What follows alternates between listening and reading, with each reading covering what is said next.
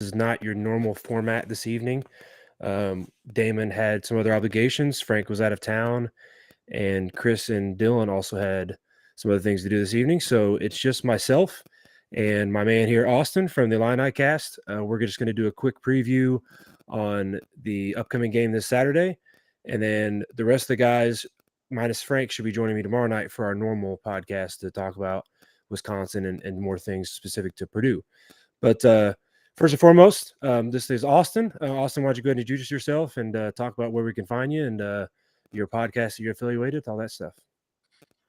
That sounds good. Yes, me and Sunny are the hosts of the Illinicast podcast. You can find us on Twitter at Illinicast. You can follow me on Twitter at AB1132. A lot of Illini thoughts coming from my end and the Illinicast Twitter as well. And then you can find us on Spotify and Apple at Illinicast as well. It's been a fun time talking about this Big Ten West because it's just a crazy week in and week out of who actually wants to win this division. Definitely, definitely. So, speaking of, how do you guys feel so far? 4 games in, some new faces, obviously on your end as well, and some, interesting outcomes, some good outcomes, some bad outcomes for you all. How are you feeling going into this Saturday for the season? I, I gotta say, I gotta feel confident in where Illinois is at coming into this game. They finally got some things going in the second half against Florida Atlantic. They changed up their offensive line. Their defense has shown up because if Luke Altmaier doesn't throw 4 interceptions against Penn State, I think that game might have a different outcome. And I feel like the defense just kind of got tired when you ask them to do so many things. So looking at this game, I like where the offensive line is after that second half. It's just got to avoid those slow starts because in Big Ten play, that's that can come back and bite you. So looking at this matchup, I think Illinois has some advantages in key situations, especially with Isaiah Williams and the production that he had against FAU and just the production he's had over the season. He has the second most receptions in the Big Ten to Marvin Harrison Jr. And that's pretty wild to say, who is going to be a top 10 overall pick in the NFL draft. So Isaiah Williams has produced, and it's just all about what production you're going to get from Luke Altmaier. And I think that's going to decide this Illinois Purdue matchup. Yeah, quarterbacks are pretty crucial. Yeah, we feel like we've got a decent prospect ourselves with Hudson Card. He's had some good moments. He's had some bad moments. Some turnovers that obviously cost us some games as well, or at least could have made it more interesting had he not turned the ball over so many times.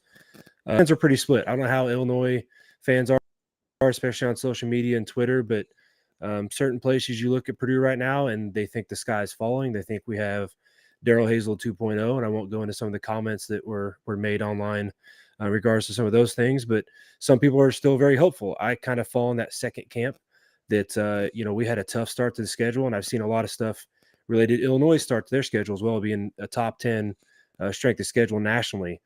Fresno State's actually ranked now. Wisconsin and Syracuse are both receiving votes. So, those are some good teams that we lost to. We can, you can say things about, some of the play calling and maybe some of the performances, sure. But, those were good teams on the other side of the ball that we lost our 3 games to. But,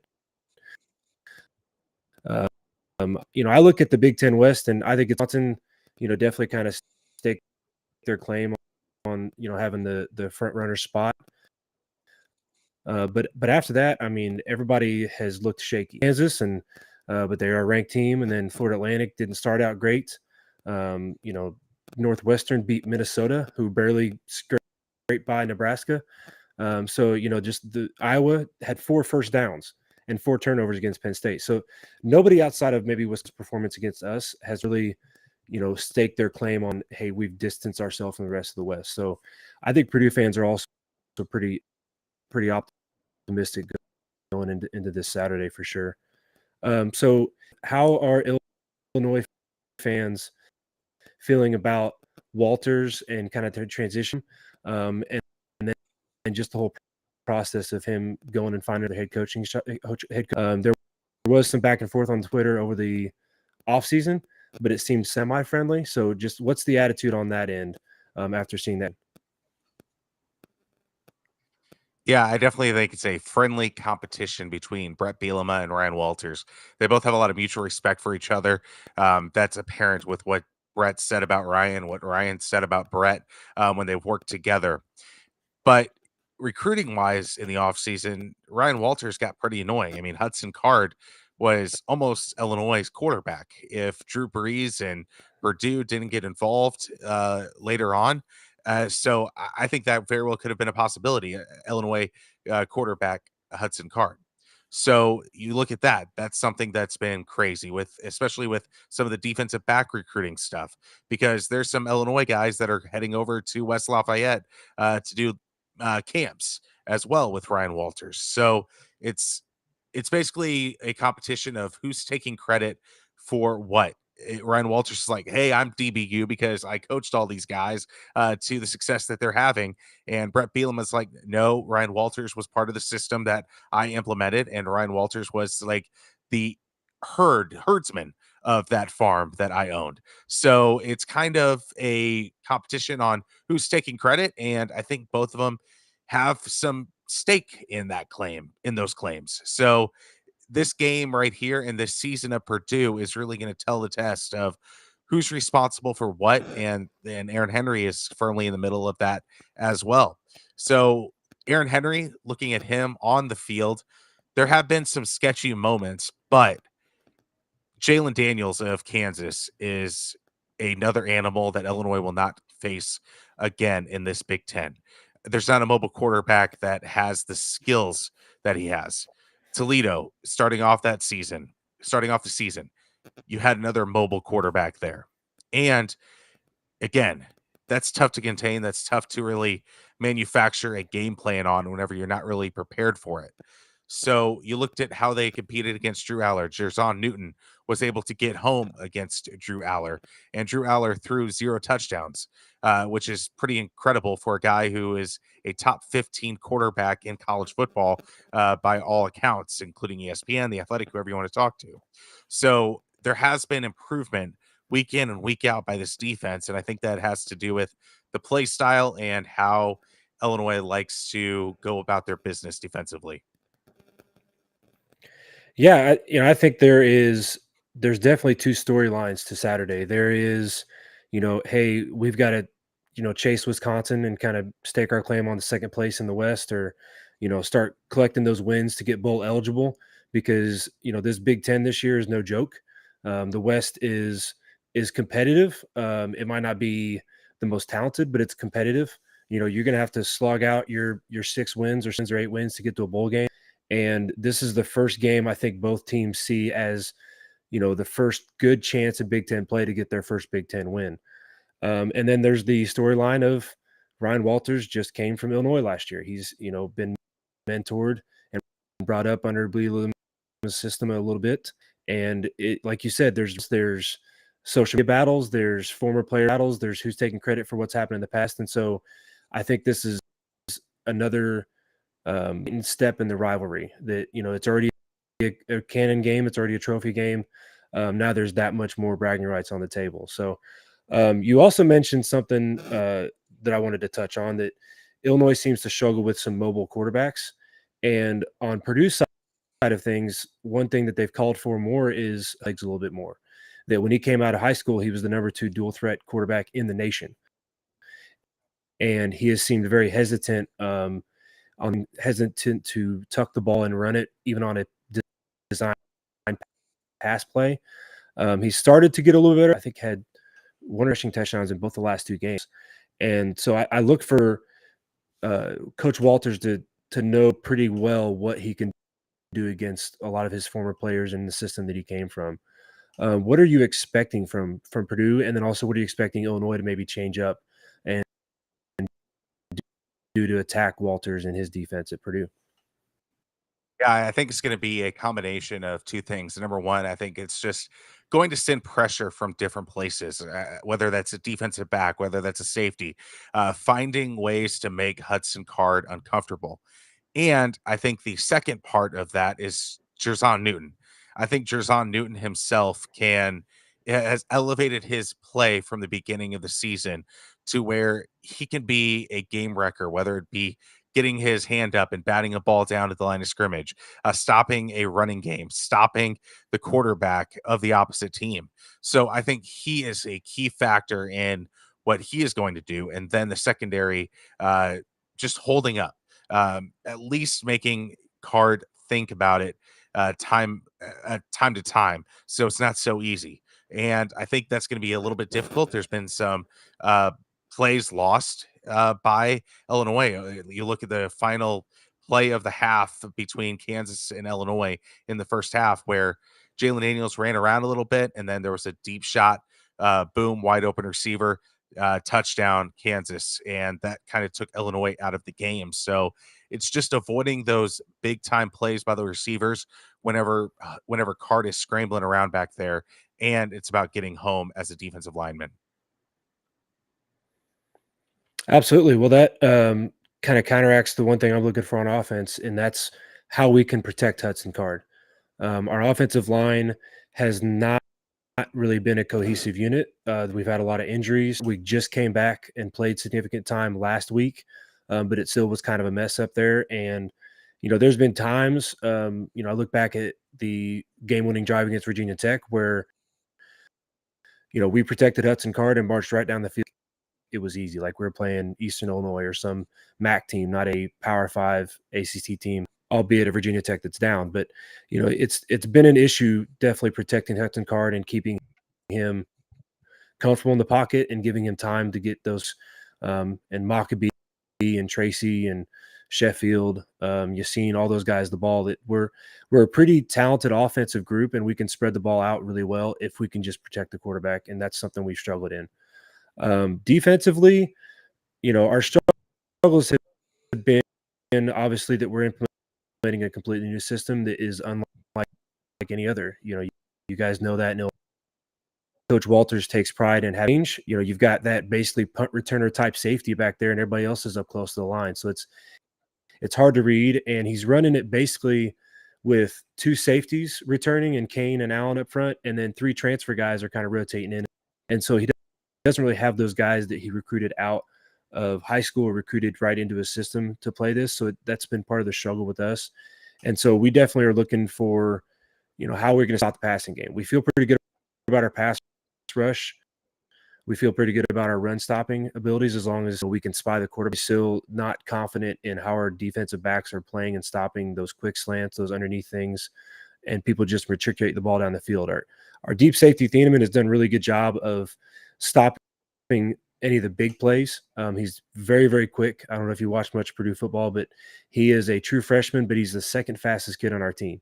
He is nuts back there.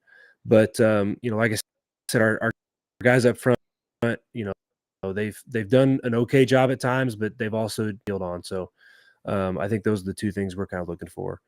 So I don't know if I said it earlier, but it is a 3:30 game this Saturday. Unfortunately, for all of you that just have regular cable or stream regular TV channels, it's on Peacock Network. So it's our first experience outside of the Big Ten Plus, and that we've all complained about and said could be better quality. And so now we're going to find out if we should have been happy with what we had, or if there really is brighter things under the side. So it is on Peacock at 3:30. Purdue is a 1-point favorite. I don't know how much stake I pick them, which 1 point is pretty much pick them, but over under is at 53.5. What are you thinking as far as whether this is going to be high scoring, low scoring? What's your prediction? How do you think the game's going to play out? And I mean, I'm just happy I'm a WWE fan. And an Office fan because I've already have Peacock, so I can watch Michael Scott's antics time in and time out. So I'm all prepared for this game coming up on Saturday. But I mean, there you go. talking about this game, I think it's going to be a little low scoring in what we see. I think it's going to be one of those typical Big Ten West dogfights because both offenses have been majorly inconsistent. And you're talking about two coaches that know each other so well that I don't see many high scoring or long drives on offense either. So I think with the testament that both guys know each other so well. I think it's going to be like a 17-13 Illinois win. I do think Illinois wins this game simply because of Isaiah Williams. I think they have the better skill position players. I feel like they have the best defensive linemen. It's just, can Illinois run the ball enough to make Purdue think about it a little bit in the passing game? So I think that's why Illinois will win 17-13. Okay, yeah. So I agree with you on the low scoring part. I really do think it can be a slugfest. The last Purdue Illinois game I was at was the last one at Ross-Ade. That was that 13-9. Does anybody even want to win this game?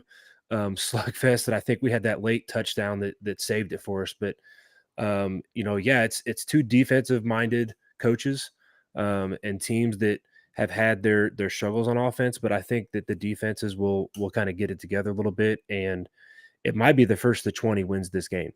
if it's even Yeah. 20, it might be first to 17. So you know, I I'm really worried about us protecting Hudson Card, but I feel really well. I feel really good about Coach Walter's ability to figure out what Illinois is trying to do on offense and stop them. And I think it's going to definitely be a chess match, and it's going to be who blinks first and who makes the first big play. And it might be something where it's, you know, 17-13, and the game-winning touchdown comes at the very end on like a 70-yard breakaway pass or, screen pass or something that they just set up all game and it worked and wins them the game. So, of course, I'm going to pick Purdue to win.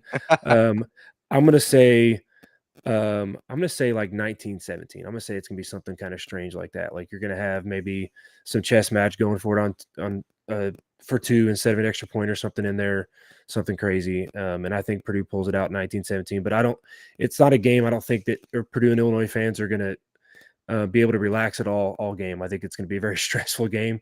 It's gonna be like somebody do something. Like this is driving me crazy, but I don't know that anybody feels too confident coming out of it either. Unless their offense clicks and ends up being a blowout or a boat race, which I don't, like I said, I don't see that happening.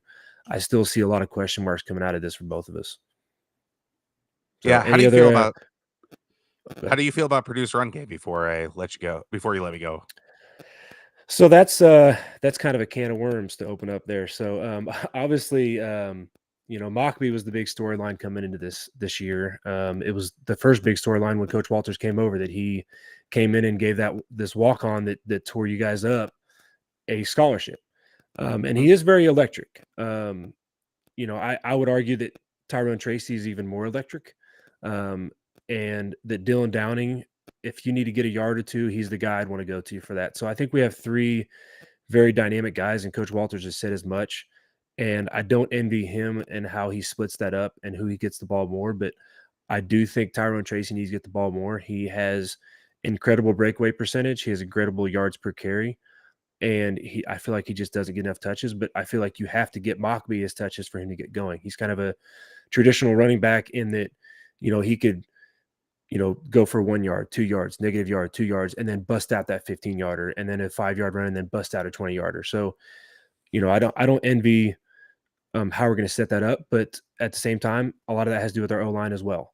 Our O-line has notably struggled up the middle, getting 1 or 2 yards.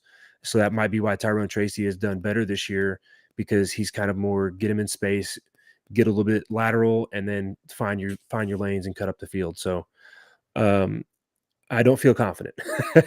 We'll put it that way. I feel like we are very talented, especially the running back position, but I think in order for our run game to really get rolling, our O-line has got to figure it out up front. We got to figure out that mix of 5 guys that's going to be able to communicate and read things properly for us to do anything successful in the run game.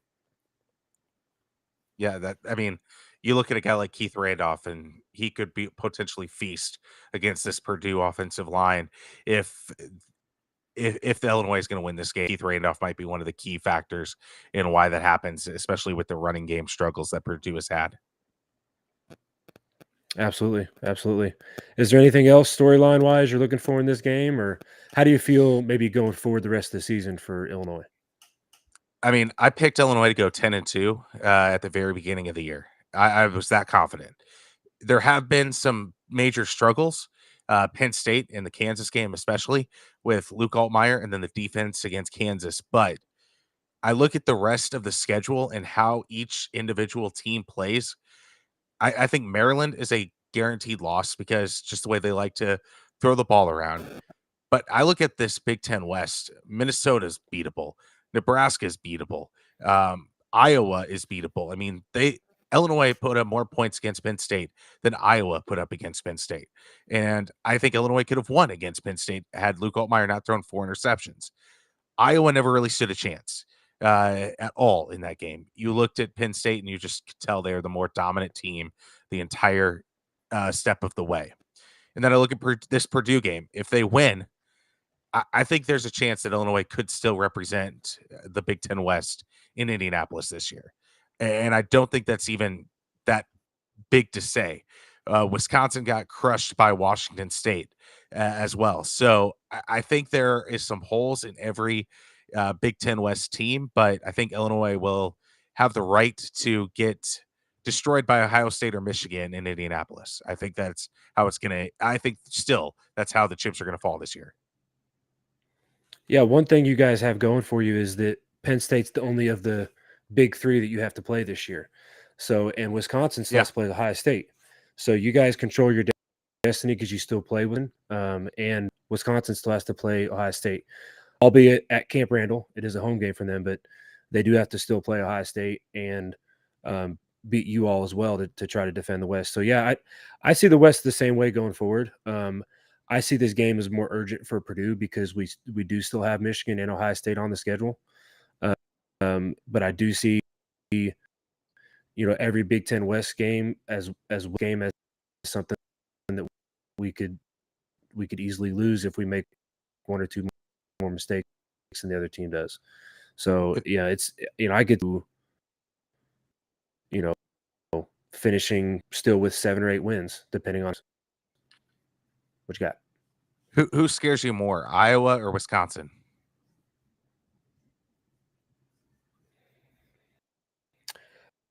I mean, it's got to be Wisconsin, especially for Purdue fans. I mean, it's well documented that we haven't beat them since the Tiller era. Iowa just doesn't really make sense for us. We gone there and beat Iowa at a place when they're a top 5 team, and we've lost the game at home when we're like a 10-point favorite. So Iowa is not a game where I see it as like there's no chance we have. Now, I I don't know about at Iowa. It's obviously going to be on the road in any Big Ten stadium. But like I said, again, we've won big games there and then lost games we should at home to them. So, Wisconsin's definitely one that I felt like was more of a chalked up, probably an L than Iowa, especially after seeing Iowa. I know Penn State's dominant. I know Penn State's one of the big three, but 4 first downs and 4 turnovers and no points. I mean, that's pretty putrid offensively. I'm not worried about them scoring more points. I'm worried about are we going to, shoot ourselves in the foot and throw that game away? I mean, all you got to do is get to 25 points against Iowa, and you feel pretty confident. Yeah, right. Or maybe just a field goal. I mean, who knows? Yeah. Yeah, it's not looking good there for Mr. Ferentz and his game contract. Yeah, not looking good. So, would Wisconsin or the game you worry about most moving forward? Maryland for sure. And Illinois against FAU started some freshman defensive backs or some redshirt freshman defensive backs who are a little taller, who fit kind of the Ryan Walters and Brett Bielema defensive back mindset. And Aaron Henry, I'll add him into the mix. Um, but the way Tawa can throw the ball around and the skill position players that Maryland has, the speed of that team, Illinois can't match that. So I look at that, and I think Maryland is much scarier than Wisconsin. Illinois can just play Brett ball and be just completely fine, and just punch for punch for punch. And if Illinois is still standing, then they were the bigger heavyweight that day. If they get knocked out, they lost the heavyweight battle. But against Maryland, it feels like it's a contrast of styles, and I think Gotcha. Maryland plays their style a little bit better than Illinois does at this current moment.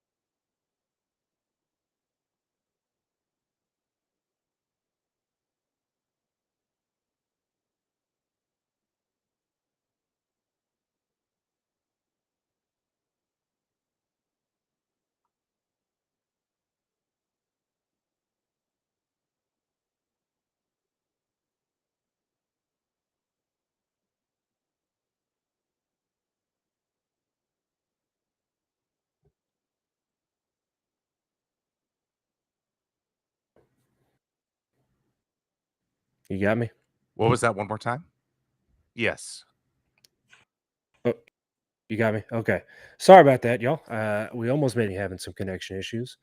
So I think we're about wrapped up though. It's on anything, football related or otherwise.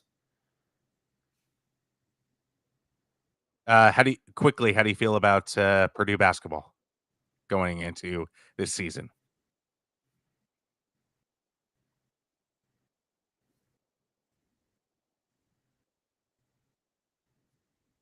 Again, I'm ready. You know, it's obviously been a painful thing being a Purdue fan, football and basketball for different reasons. Um, I, I think, football we stress every game, especially when we're starting 1-3, and we've had some slow starts under Braum as well in football. But well, let's see what happens in March. We kind of expect this team obviously to be a high seed Mhm. and to be fairly dominant through the meat of our schedule. So what do you actually get to a Final Four?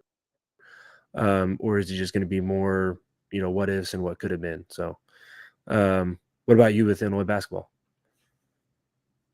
I didn't like that Illinois didn't get a point guard, a true point guard. The problem with Brad Underwood throughout the years has been that he decides to go a style whenever he loses a game. So 2 years ago, we lost to Arkansas in a midseason tournament and thought, okay, I just need to spread the ball, get a lot of wings. Here we go. Let's do it. Then this past year, he lost to Penn State in that booty ball kind of style that Penn State likes to play. So he was like, we have Ty Rodgers. Let's play a little booty ball. Let's do it. I don't think that's the right mentality to play style to style, year to year. I know in the transfer portal, you have a little bit more freedom with that, but it feels like Brad has changed his identity one too many times uh, and hasn't really in the past couple of years. And I think that's the reason why that they haven't made it past the round of 32 in the NCAA tournament. So I think that's the next step for Brad Underwood is to prove that he can win in March. I know that's a crapshoot, but it just feels like you can win in the Big Ten, yes. But what can you do when it's a single game elimination, as unfair as that might be? But it's just win in March, please. Like the program needs that extra jolt. They're doing fine recruiting wise. They're doing great, but it can take it to another level whenever you have that extra weekend of publicity, whenever all the recruits and everybody are looking at you and only you and and 15 other teams. So I think that's where Illinois needs to get to is just have that extra jolt.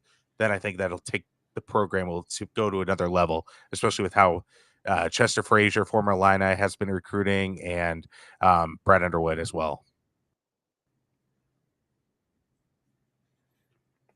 Absolutely. Yeah. It's all seems like more and more it's just all about what happens in March. It's like in the Big Ten with how much they've expanded the Big Ten schedule. You expect 10, 11, 12 teams from the Big Ten to get in, but then it's what are you going to do once you get in? So yeah, I feel you there for It sure. All right. Well, if it you is joined us through all hilarious. difficulties, It is I appreciate you. Austin, thank you for getting on here and talking about Illinois and plug one more time where they can find you if they want to dig deeper into Illinois. You can follow us at Illinicast. You can follow me at AB1132 on Twitter. But quickly, it is funny that Illinois and Purdue are such sister programs. It is just hilarious. From football being pretty much the same, basketball getting eliminated early in March these past few years. It's just crazy. We want to be rivals with different people. We want to be rivals with Ohio State, but we're stuck with each other, I guess. Yeah, you might be more right than what many fans, like you said, might want to admit. They want to be up there with the higher echelon. But yeah, well, thank you all for joining us. Again, check out Weather Express tomorrow night for our regular podcast, and then Illinicast is putting some out each week too. So appreciate y'all. Y'all have a good night. All right. Thank you.